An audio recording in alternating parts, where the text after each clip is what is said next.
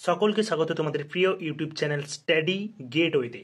আজ অনেক দিন পর আমি তোমাদের জন্য ভিডিও আনছি। অনেক ব্যস্ততার মাঝে ছিলাম, এখনও রয়েছি এই মাসটা।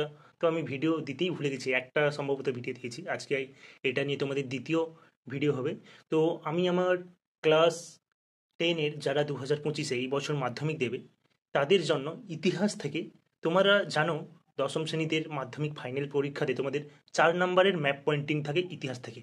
তো আমি সেই 4 নাম্বার তোমাদের একদম 100% কমন দেখিয়ে দেবো আজকে। তোমাদের এমন 20টা ম্যাপ পয়েন্টিংয়ের জায়গা আমি তোমাদের দেখিয়ে দেবো যে এই 20টার মধ্যেই 4টি তোমরা হুবহু কমন পাবে পরীক্ষাতে। তো তোমরা দেখো সেগুলি কোনগুলি হতে চলেছে, কোন কোন জায়গাগুলি আমি রেখেছি এবারের মাধ্যমিক map pointing last minute suggestion হিসেবে। এটা তোমরা লাস্ট মিনিট সাজেশন হিসেবেই ধরতে পারো। এই 20টা করে যেও, 4টা একদম পুরো কনফার্ম।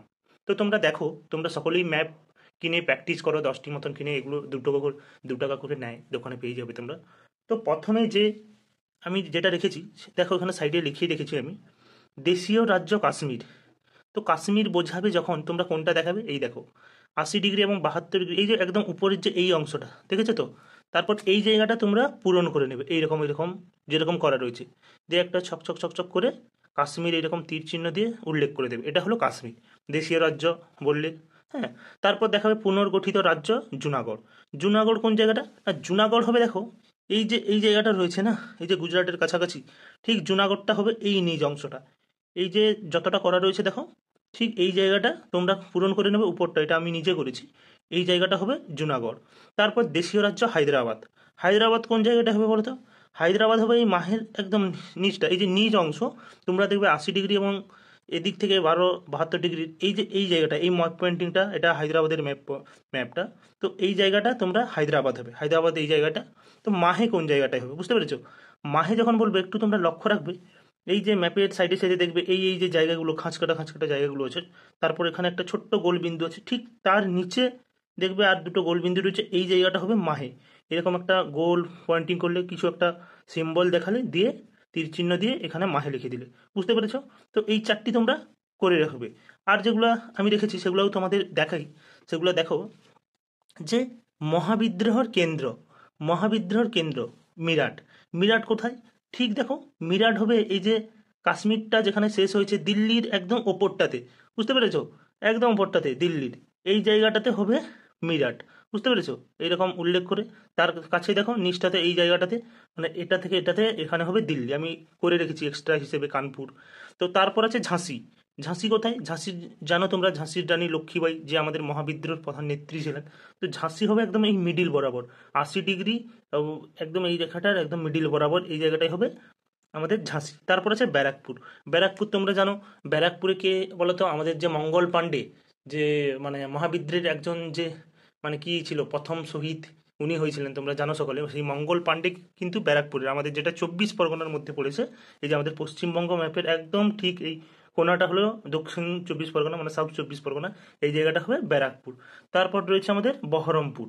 হ্যাঁ, বহরমপুর হবে ঠিক এই জায়গাটাতে, আমাদের পশ্চিমবঙ্গের মধ্যে এই জায়গাটাতে হবে বহরমপুর।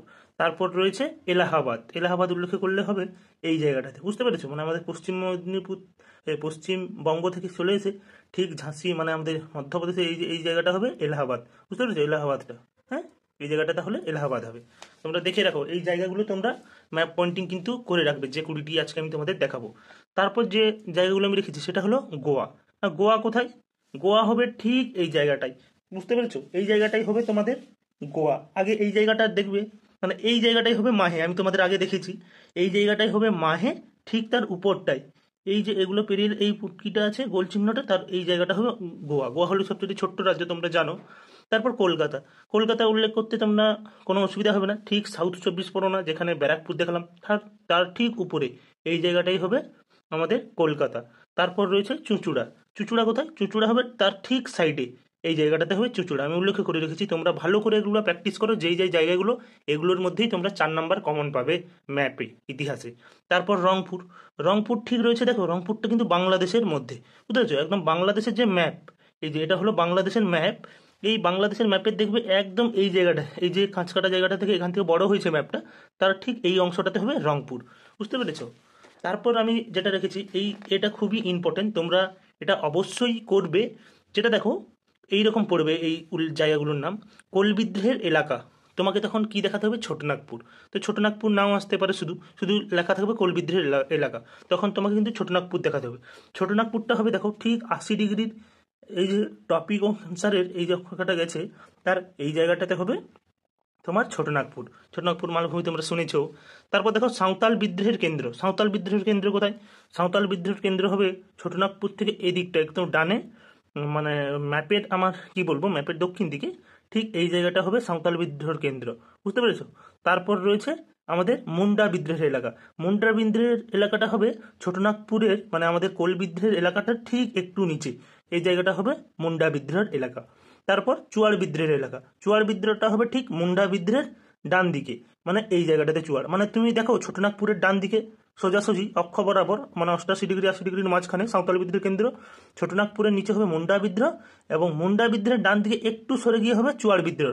বুঝতে পেরেছো? এগুলো তোমরা এইভাবে করবে, নাম্বার কাটা যাবে না, একদম যত আছে তত নাম্বারই পাবে।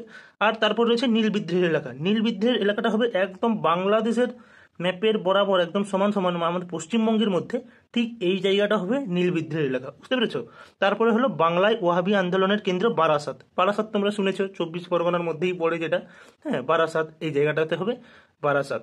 হ্যাঁ, তোমরা তো যারা এখন তো ট্রেন্ড যেটা ফেসবুক বা বিভিন্ন সোশ্যাল মিডিয়াতে বারাসাত ব্যারাকপুরের বিভিন্ন রকম খাবার তোমরা দেখতেই পাও, বিরিয়ানি টিরিয়ানি। তো এই হলো তোমাদের মানে ইম্পর্টেন্ট 20টা, আমি এখানে 21টা রয়েছে, 21টা ম্যাপ পয়েন্টিং দেখিয়ে দিলাম ইতিহাস থেকে। তোমরা এগুলি অবশ্যই করে যেও। আমার বিশ্বাস যে এই 20টি করলে তোমরা ইতিহাসে একদম 4টি কমন পাবে এবং 4 নাম্বার কনফার্ম হয়ে গেল এই ম্যাপ থেকে। তো যাদের এই ভিডিওটি ভালো লেগেছে বা যারা মাধ্যমিকের স্টুডেন্ট, আমার এখানে নতুন, আমি বিশেষ করে 11-12টা পড়িয়ে থাকি ফ্রিতে, আর ভিডিও দেই 11-12-এর বেশিরভাগ। তো তোমরা যারা নতুন দেখছো ভিডিওটা, তারা অবশ্যই চ্যানেলটিকে সাবস্ক্রাইব করে রাখো এবং বন্ধুদের অবশ্যই চ্যানেলটি শেয়ার করো। আর ভিডিওটি ভালো লেগে থাকলে অবশ্যই একটি লাইক করো, এবং তোমরা আর কি কি ভিডিও চাইছো তোমাদের মাধ্যমিক কেন্দ্রিতে, আমি ইতিহাসের আর একটা পূর্ণ লাস্ট মিনিট সাজেশন দিয়ে দেবো উত্তর সহ কিছুদিনের মধ্যেই। তো সেটাও তোমরা দেখো, এবং যারা নতুন অবশ্যই চ্যানেলটিকে সাবস্ক্রাইব করে আমার কাছে থাকো। এখানে আমি মূলত বেস্ট বুকগুলোর রিভিউ দেখিয়ে থাকি, তোমরা সেগুলো দেখতে পারো। যারা মাধ্যমিকের পর তাড়াতাড়ি বই কিনে দেখতে চাও কোন এতে, সেগুলো সমস্ত ভিডিও করে রেখেছি, সেগুলো তোমরা দেখতে পারো। সবশেষে বলবো সকলকে নতুন বছরের শুভেচ্ছা, হ্যাপি নিউ ইয়ার। সকলে ভালো থেকো, সুস্থ থেকো, স্টাডি গেটওয়ে পরিবারের সঙ্গে থেকো। বাই।